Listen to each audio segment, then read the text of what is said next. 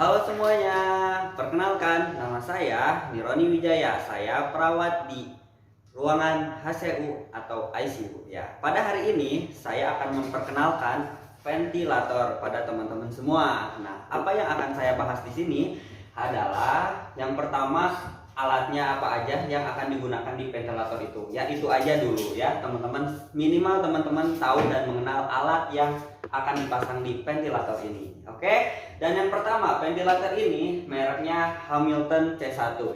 Hamilton ini adalah ventilator yang udah sangat canggih sekali dan ini sudah memiliki autopilot ya, atau bisa beroperasi sendiri. Nah, oke, tapi bukan berarti nggak harus kita operasikan ya, tetap harus kita yang mengatur. Oke, yang pertama kita perkenalan dulu. Ini adalah monitor. Nah, ini monitornya teman-teman. Dan di sini ada beberapa tombol. Nah, di sini ada tombol power, ini ada tombol navigasi ya. Navigasi ini untuk mengatur nanti kalau dinyalainnya ini bisa dipencet dan bisa diputar. Dan ini ada beberapa tombol juga. Di sini bisa mengatur, ada untuk paru-paru atau O2 atau mengatur nebulizer ada di sini ya teman-teman. Nah, itu tidak akan saya bahas, nanti saja.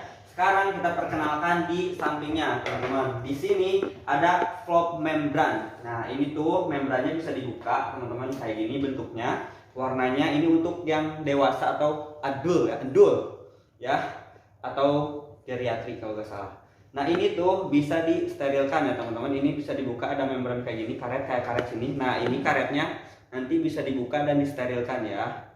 Gunanya untuk apa? Ini untuk memfilter supaya si ventilator ini tetap aman. Tetap aman, tidak akan terkontaminasi oleh bakteri yang dari pasien. Karena ini adalah untuk breathing circuit yang dari pasien ya, masuk ke sini. Dan nanti ketika ini digunakan, nantinya si udara dari pasien itu akan keluar ke bawah teman-teman. Jadi itu akan menjamin si ventilator ini akan selalu aman, tidak akan terkontaminasi bakteri kayak gitu. Dan waktu COVID pun ini digunakan dan aman-aman saja ya, kayak gitu teman-teman. Terus di sini ada warna putih, warna biru ya. Ini fungsinya untuk flow sensor ya teman-teman. Jadi untuk ventilator ini memerlukan flow sensor itu untuk mengetahui bagaimana sirkulasi masuk atau sirkulasi keluar dari ventilator ini. Oke, kayak gitu teman-teman. Ya, itu singkatnya sih. Ini untuk input ke pasien atau ke breathing circuit yang dari ventilator ke pasien ya, untuk yang ini. Kalau ini dari pasien keluar ke bawah ya. Oke, kayak gitu ya. Itu. Oke, setelah tadi saya jelaskan teman-teman, lanjut ya, kita jelaskan kemudian ke ini. Ini adalah yang namanya breathing circuit. Nah, breathing circuit ini ada dua macam ya. Ada disposable, ada juga yang reusable, atau ini bisa dipakai berulang kali ya.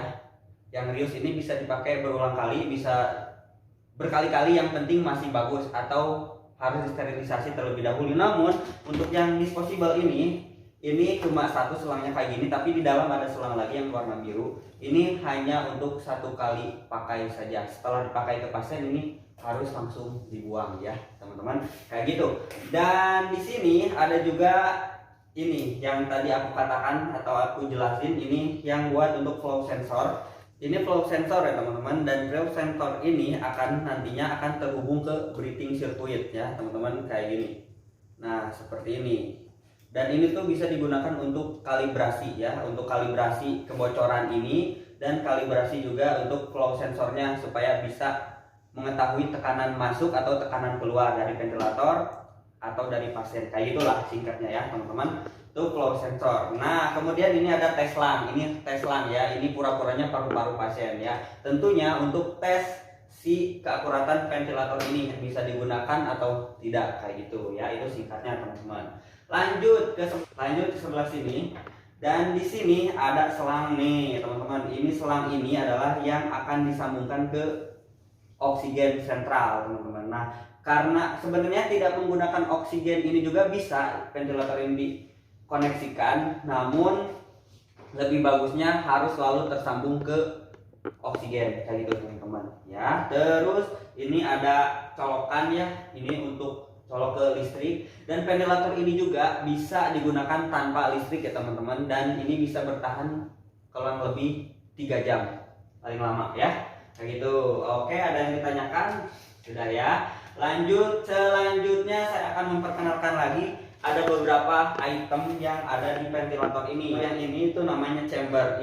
Chamber ini digunakan untuk pelembab ya teman-teman. Kayak gini cara masangnya. Nah, masukin ke situ. Nah, itu chamber. Kemudian berikut, kalau menggunakan yang disposable ini tidak perlu menggunakan chamber ya, tidak perlu adanya pelembab, gak perlu. Nah, untuk apa teman-teman si chamber itu digunakan? Untuk yang breathing circuitnya yang reusable kayak gini teman-teman ya. Jadi nantinya akan ada dari si chamber ini masuk ke breathing circuit ini. Jelaskan ini tuh humidifier ya, ini namanya chamber. Nah, ini untuk mengatur kehangatan atau kelembaban. Nah, nantinya ini tuh akan terpasang ke sini. Ini nanti kabel ini masuk ke dalam breathing circuit ini. Ini gunanya untuk mengatur kehangatan. Kalau nggak digunakan ini, nggak pakai ini, tetap ini tidak akan hangat ke pasiennya, tidak akan lembab udara yang masuk ke pasiennya. Jadi perlu ini ya. Oke. Itu aja teman-teman. Kemudian selanjutnya nih ada beberapa. Ini ada kabel konektor ya, kabel connecting. Dari sini tinggal colok aja teman-teman. Ini warna yang biru ke biru. Saya gak akan contohkan, nanti pelatihan aja sendiri. Ini yang kuning ke kuning, kemudian masuk ke sini yang tadi tuh. Pokoknya gitu ya, singkat aja. Ini untuk kabel yang ada di humidifier ini. Nah, ini teman-teman di sini. Ini tuh kelemahannya, enggak usah kelemahan ya. Ini tuh pokoknya tinggal nyalain aja, colokin ke listrik, nanti ini akan bisa langsung digunakan. Jangan lupa ini nanti diisi air ya, atau aqua bides ya yang steril sesuai dengan garis yang ditentukan ya banyaknya kayak gitu. Terus kalau menggunakan yang disposable ini lebih enak teman-teman. Jadi tidak perlu menggunakan humidifier ini, jadi udah aja kayak gini alatnya, jadi lebih simpel ya. Cuma mungkin kalau menggunakan yang disposable kita harus lebih banyak menggunakan ini, harus punya banyak stok misalkan kayak gitu ya teman-teman. Itu aja sih untuk pengenalan alat-alat ventilator. Sebenarnya masih banyak, cuma ini sebagian besar yang saya jelaskan buat teman-teman semua. Semoga teman-teman semua bisa mengerti dan bisa memahami dengan mudah dan gampang. Kalau ingin mempelajari dengan mudah dan gampang, boleh teman-teman langsung praktek dengan senior-senior yang sudah pelatihan nantinya. Oke, itu dia ya. Terima kasih, semoga bermanfaat.